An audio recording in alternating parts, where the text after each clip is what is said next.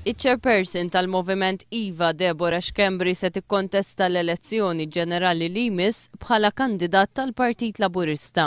Kien waqt programm fuq l-istazzjon tal-Istat il-ġimgħa flaxija li Deborah Xkembri ħabbret id-deċiżjoni tagħha.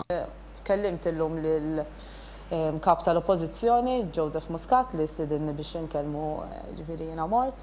U jiena llum qed inħabbar li jiena ħirġa l-elezzjoni tal-kampanja ġifieri li ġejja għall-elezzjoni li jmiss. U ħirġa mal-Partit Laburista mal-Partit Laburista, ovvjament. Deborah Xkembri li fix-xhur li għaddew servit bħala chairperson tal-moviment Iva d-Divorzju Iva Żwieġ qalet li qatt ma kellha aspirazzjonijiet politiċi. Iżda spjegat kif il-kampanja referendarja ġabitha konxja li tixtieq tagħti sema biex titwettaq bidla ta' ġid għal min jixtieqha. Is-sibt filgħodu fuq Radio Malta Deborah Xkembri qalet li kieku kienet avviċinata mill-Partit Nazzjonalista xorta kienet tagħżel li tikkontesta mal-Partit Laburista. Jekk ikolli iktar x'inhu jeżel nista' nieżel, imma naħseb li ċ-choice tiegħi xorta kienet tkun il-Partit Laburista f'dan il-punt.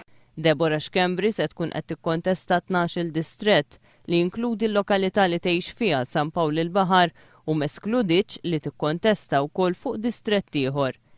Matul il-kampanja ta' referendum, Deborah Xkembri twaqfet mix-xogħol tagħha bħala avukat tal-familja fit-Tribunal Ekleżjastiku mill-awtoritajiet tal-Knisja.